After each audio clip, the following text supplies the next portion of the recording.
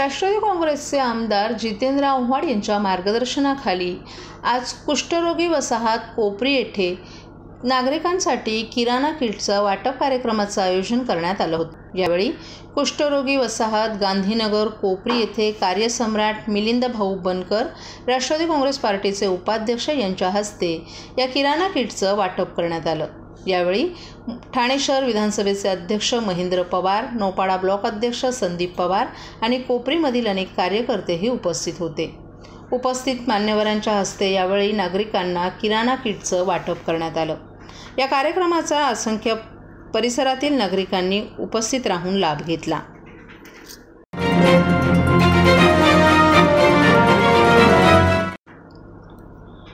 ठाण्यातील eastern express हायवेलगत असलेल्या Viviana mall समोरील उड्डाण पुलावर दुपारच्या सुमारास 4 ते 5 वाहनांचा भीषण अपघात घडल्याची घटना घडली आहे। एक ट्रक रस्त्याच्या कडेला थांबला असल्यानं त्या पाठोपाठ 4 वाहनं येऊन त्या ट्रकवर धडकली। यामध्ये वॅगनर कार चालक जबर जखमी झाला असून कारचं देखील मोठ्या प्रमाणात नुकसान झाले। तसंच इतर वाहन चालकांना किरकोळ दुखापती झाल्या आहेत। या अपघातामुळे ठाण्याहून भिवंडी आणि घोडबंदरकडे जाणाऱ्या मार्गावर काही काळ वाहतुकीची कोंडी दिसून आली। ठाणे आपत्ती व्यवस्थापन आणि ठाणे वाहतूक विभागाच्या वतीनं ही वाहनं बाजूला करण्यात आली असून वाहतूक कोंडी ही पुन्हा सुरळीत करण्यात आली आहे।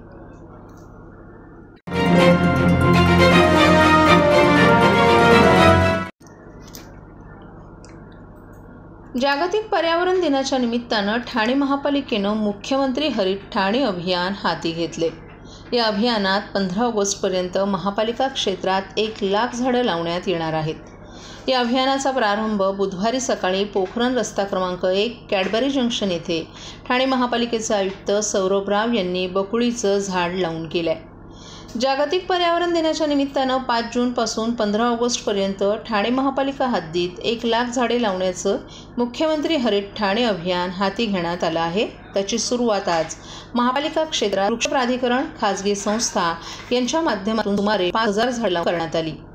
या अभियानात जास्तीत जास्त ठाणेकरांनी सहभाग घ्यावा असं निमित्तानं महापालिका आयुक्त सौरभ राव यांनी केले। तसंच स्थानिक झाडांना या वृक्षारोपण अभियानात प्राधान्य दिलं जाणार आहे। महापालिका यासाठी विनामूल्य झाडं उपलब्ध करून देणार आहे। महापालिकेच्या जागांबरोबरच सर्व शासकीय संस्था, निमशासकीय संस्था, शासनाचे सर्व विभाग, संरक्षण दल, खाजगी कार्यालये, गृहसंकुलं, स्वयंसेवी संस्था, धर्मादाय संस्था यांनी जागा उपलब्ध करून द्यावी, रोपांची मागणीही नोंदवावी। या सगळ्यांच्या सहकार्यानं मुख्यमंत्री हरित ठाणे अभियान यशस्वी करू असा विश्वास आयुक्त राव यांनी व्यक्त केलाय। संजय गांधी राष्ट्रीय उद्यानात तसंच वन विभागाकडे वनीकरणासाठी जागा उपलब्ध असल्यास त्यांच्या सहकार्यानं महापालिका हे अभियान राबवेल। यामध्ये मुख्यमंत्री एकनाथ शिंदे यांच्या निर्देशानुसार ठाणे महापालिका क्षेत्रात बांबूंच्या लागवडीलाही प्राधान्य दिलं जाणार असल्याची माहिती आयुक्त राव यांनी दिली आहे। या अभियानात एकेका विभागाचं पालकत्व महापालिकेच्या एकेका विभाग प्रमुखाकडे दिलं जाणार आहे। या अभियानाचं संयोजन वृक्ष प्राधिकरण विभागाकडून होणार आहे। मात्र त्यावर देखरेख ठेवणं, ठराविक काळानं झाडांच्या संगोपनाचा आढावा घेणं ही कामं विभाग प्रमुख करतील। त्यात सर्वोत्तम कामगिरी करणाऱ्या विभागास पुढील वर्षी जागतिक पर्यावरण दिनी गौरवण्यात येईल असंही आयुक्त राव यांनी स्पष्ट केले। पोखरण रस्ता क्रमांक 1 येथे रस्त्याच्या दुतर्फा पारंपरिक पद्धतीनं वृक्षारोपण करण्यात येत आहे। त्यासाठी या अभियानात बकुळाची झाडं लावण्यात आली। वृक्ष अधीक्षक केदार पाटील यांनी यावेळी रस्त्याच्या दुतर्फा करण्यात येत असलेले वृक्षारोपण, त्यासाठी निवडण्यात आलेली झाडं यांची माहिती यावेळी उपस्थितांना दिली। झाडांविषयी विशेष आस्था असलेले महापालिका आयुक्त सौरभ राव यांच्या हस्ते कॅडबरी कंपनी लगतच्या फुटपाथच्या कडेनं वृक्षारोपण करण्यात आलं।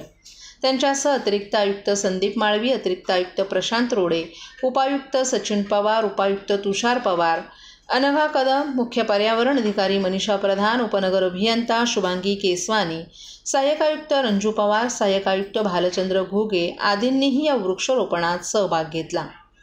त्याचबरोबर नागलाबंदर चौपाटी येथे मियावाकी पद्धतीनं झाडं लावण्यात आली।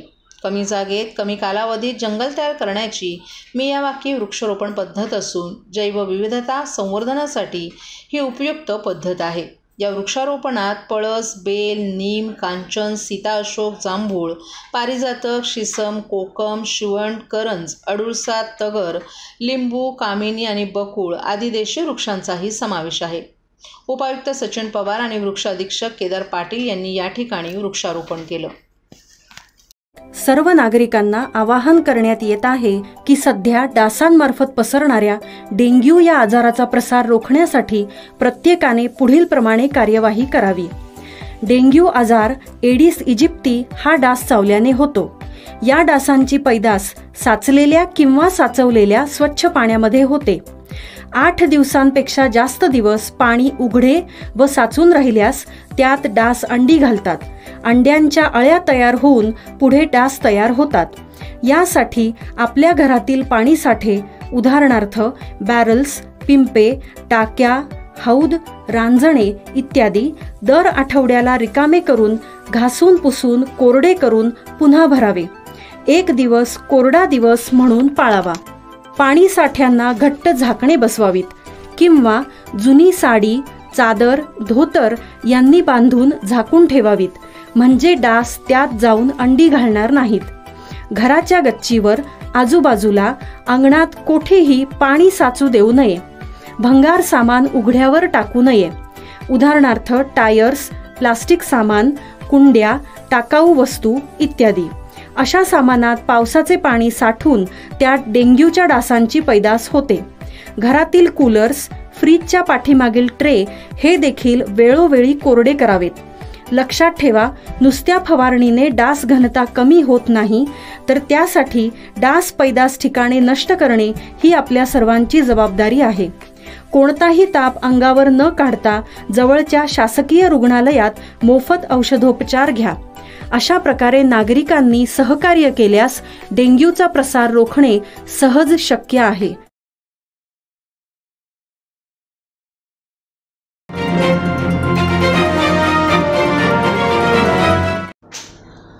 नवनिर्वाचित खासदार नरेश म्हस्के यांनी बुधवारी सायंकाळी ठाणे रेल्वे स्थानकाचा पाहणी दौरा केला.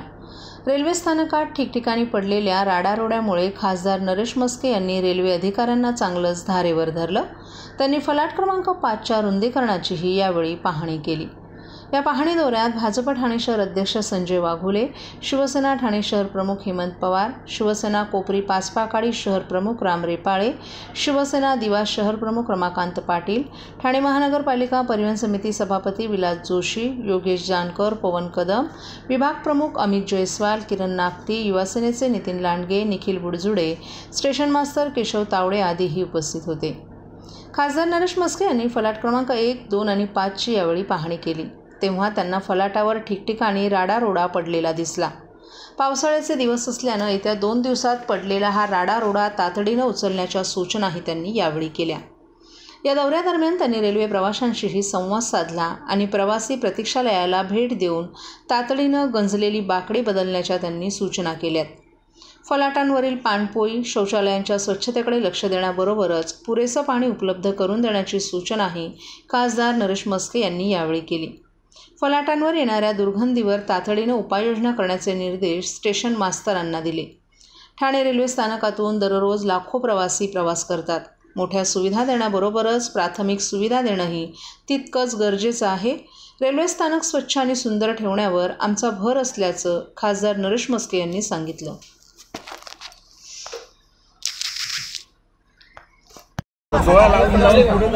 रेल्वे स्टेशनची पाहणी केली, काय लक्षात आलं तुमच्या, काय सांगता? बघा, आज मी जे काय 5 नंबर प्लॅटफॉर्म रुंदीकरण केलं त्याही कामाची पाहणी करायची होती. आणि त्याचबरोबर रेल्वे प्रवासी, लाखो प्रवासी रोज या ठाणा रेल्वे स्टेशनद्वारे जा येत असतात आणि सर्व स्टेशनवरनं जा येत करत असतात.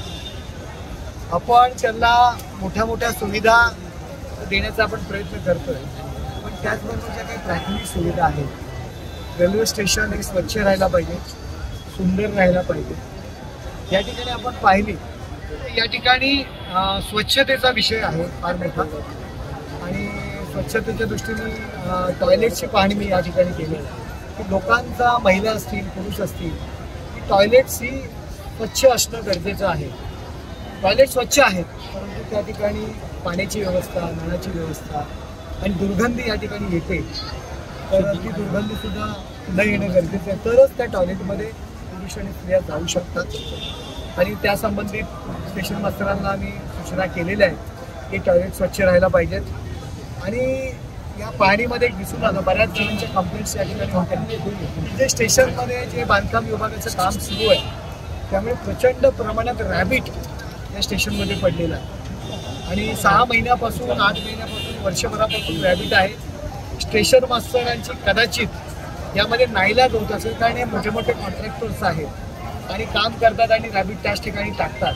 आणि प्रथम त्यांना तशा पद्धतीच्या सूचना केलेल्या आहेत की उद्यापासून हे रॅबिट उचलण्याचं काम सुरू व्हायला पाहिजे. कारण पावसाळा आहे, जी ठिकठिकाणी कचरा आहे, ठिकठिकाणी काही रॅबिट आहे, ते ताबडतोब उचललं गेलं पाहिजे, जेणेकरून स्टेशन स्वच्छ आणि सुंदर असं स्टेशन व्हायला पाहिजे. त्या ठिकाणी कॉमन रूम आम्ही जो पाहिला त्या ठिकाणी बेंचेस खराब आहेत, बेंचेसची व्यवस्था त्या ठिकाणी व्हायला पाहिजे, साफसफाई व्हायला पाहिजे. आणि म्हणून आज स्टेशनची पाहणी केली होती. सर्वसामान्य जो प्रवासी आहे, सर्वसामान्य नागरिक आहे, तो या स्टेशनद्वारे ये जा करत असतो आणि त्याला चांगलं वातावरण ठेवणं, स्वच्छ नीटनेटकं वातावरण, सुविधा तुम्ही द्या, नंतर द्या, थोडे दिवसांनी द्या, त्यात काही सुधारणा करा. फक्त सरकते जिने असून उपयोग नाही आहे. तर तो जिने स्वच्छ सुद्धा असणं गरजेचं आहे, टॉयलेट स्वच्छ असणं गरजेचं आहे आणि त्यासंबंधी स्टेशन मास्टरला सूचना केलेल्या आहे. युवकाचे आधारस्तंभ अशोक दत्ताराम हुले यांना वाढदिवसाच्या हार्दिक शुभेच्छा. शुभेच्छुक दिनेश हुले.